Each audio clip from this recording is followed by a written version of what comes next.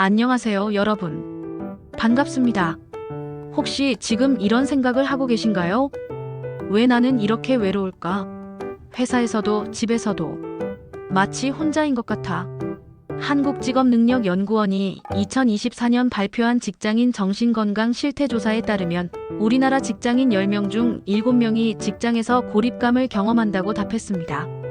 더 놀라운 건 이 중 절반 이상이 혼자 있는 시간이 두렵다고 응답했다는 점입니다. 오늘은 노벨 문학상 수상작가 헤르만 헤세의 시 혼자를 통해 한국 직장인이 고독을 어떻게 성장의 기회로 바꿀 수 있는지 함께 알아보겠습니다. 시 원문을 보면 세상에는 이런 길 저런 길이 너무도 많다. 그러나 목적지는 모두 다 같다. 말을 타고 갈 수도, 차를 타고 갈 수도, 둘이서 갈 수도, 셋이서 갈 수도 있다. 하지만 마지막 한 걸음은 혼자서 가야 한다. 그러므로 아무리 어려운 일이라도 혼자서 해내는 것보다 더 나은 지혜나 능력은 없다. 시 혼자는 고독과 외로움에 대한 깊은 성찰을 담고 있죠.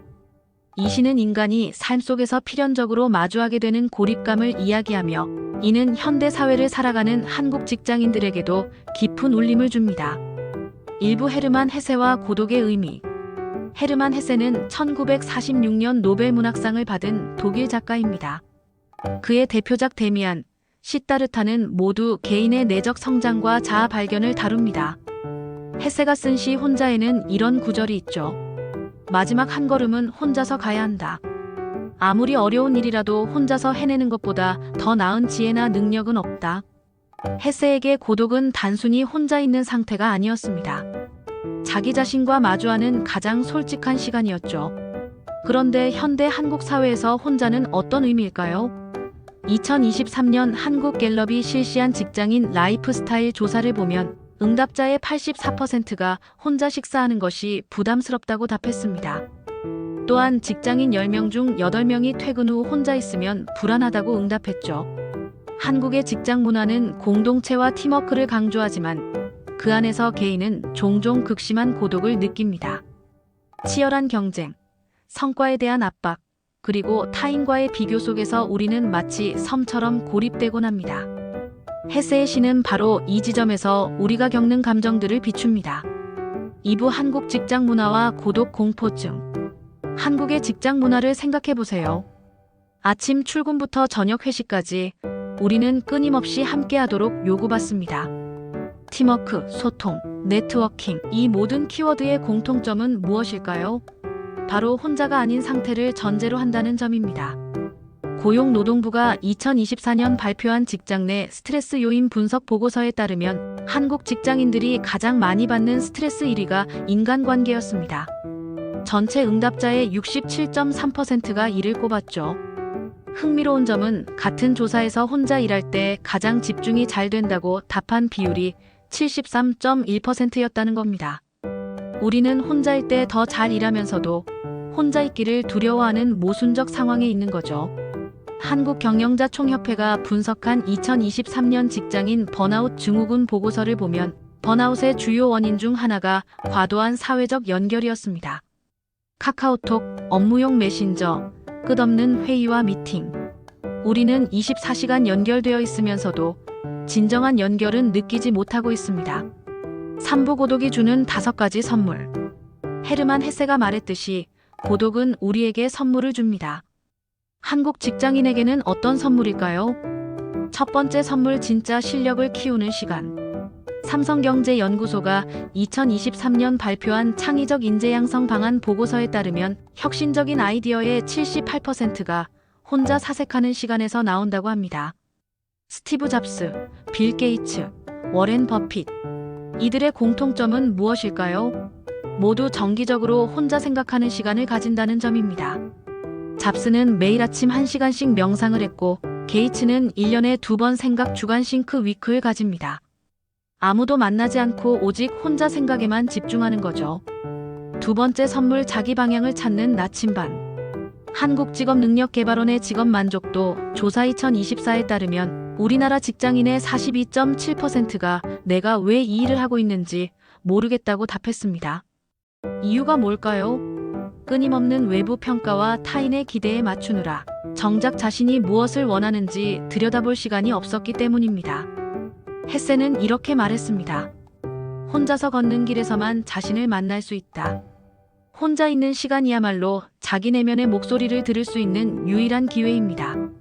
세 번째 선물, 창의성의 원천. MIT 경영대학원의 2023년 연구 결과를 보면 창의적 문제 해결 능력이 가장 높은 직장인들의 공통점이 규칙적인 독립적 사고 시간을 갖는다는 것이었습니다. 구글의 20% 시간 정책을 아시나요?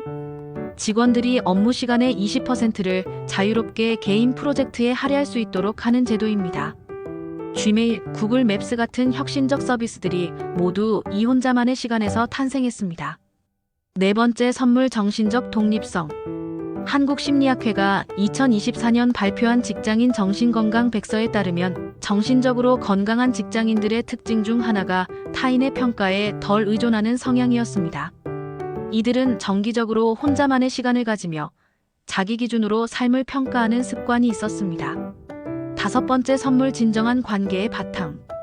역설적이게도 혼자 있는 시간을 충분히 가진 사람일수록 더 깊이 있는 인간관계를 맺습니다. 서울대학교 심리학과의 2023년 연구에 따르면 독립적 사고 시간이 많은 직장인일수록 직장 내 인간관계 만족도가 높았습니다. 자기 자신을 제대로 아는 사람만이 타인을 진정으로 이해할 수 있기 때문입니다. 사부 실전. 고독을 성장으로 바꾸는 5가지 방법.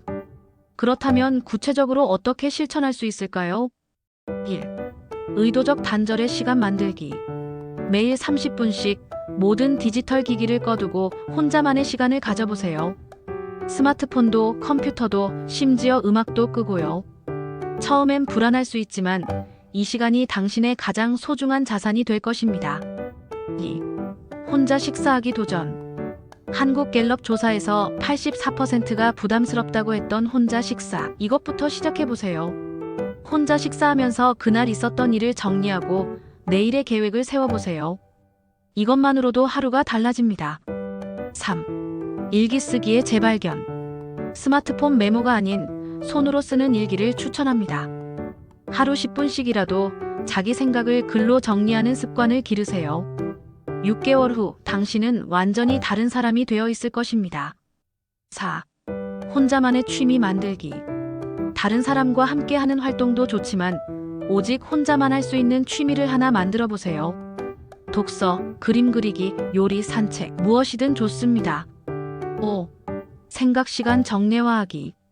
빌 게이츠의 싱크 위크처럼 매월 한 번씩은 혼자만의 생각 시간을 정례화해보세요. 카페든 도서관이든 공원이든 조용한 곳에서 지난 한 달을 돌아보고 다음 달을 계획하는 시간을 가져보세요. 헤세의 시 혼자는 고독이 우리가 피해야 할 불행이 아니라 삶의 한 부분이면서 동시에 성장과 깨달음을 위한 필수적인 과정임을 알려줍니다. 3부에서 언급한 헤르만 헤세의 말을 다시 강조합니다. 혼자라는 것은 자유로운 것이다. 혼자서 걷는 길에서만 자신을 만날 수 있다. 한국의 직장인 여러분, 고독을 두려워하지 마세요. 고독은 실패가 아닙니다. 성장의 기회입니다. 외로움이 아닙니다. 자유입니다. 단절이 아닙니다. 진정한 연결의 시작입니다. 오늘부터 하루 30분씩 오직 당신만의 시간을 만들어 보세요. 그 시간이 쌓이고 쌓여 언젠가는 당신만의 독특하고 강력한 경쟁력이 될 것입니다. 혼자 걸어본 길만이 진짜 자기 길이 됩니다. 오늘도 당신을 응원합니다. 감사합니다.